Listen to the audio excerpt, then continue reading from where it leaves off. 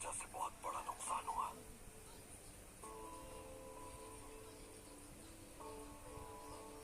जंग के मैदान में गलती की कोई गुंजाइश नहीं होती।